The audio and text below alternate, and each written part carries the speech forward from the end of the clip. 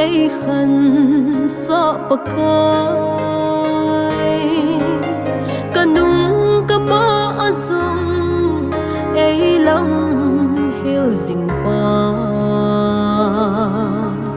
pakai na nga dinga ipiham ka bolding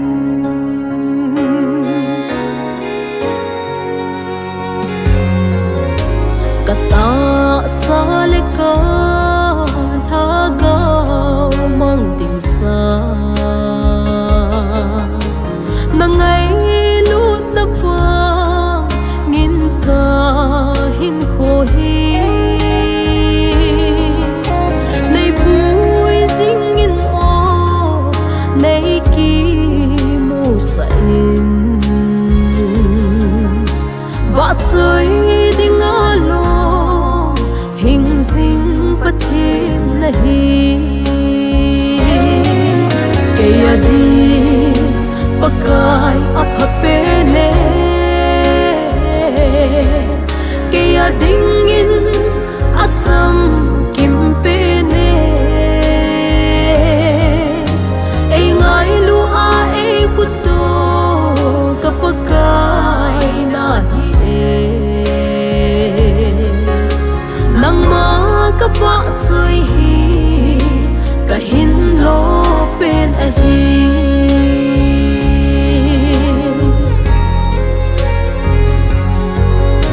ton sot go lo dia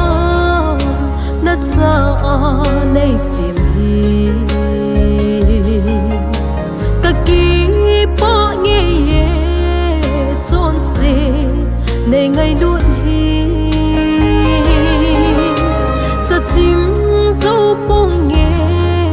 nay ngày luôn nahi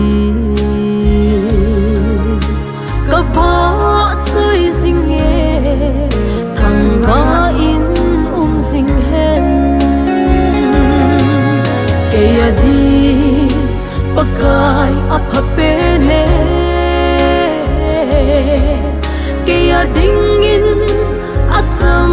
kimpene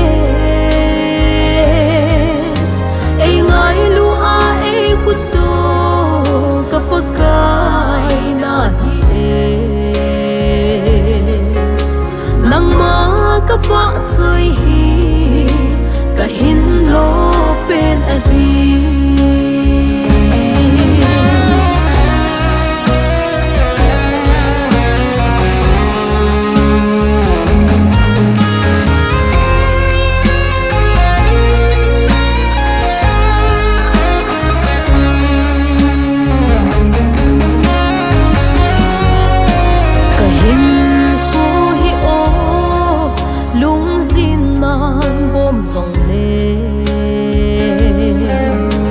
ahin na thu in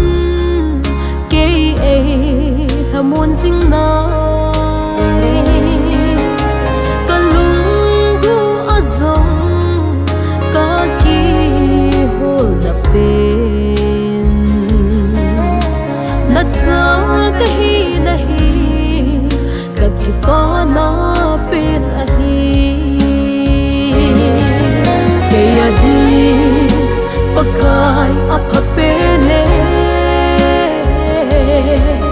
kaya dingin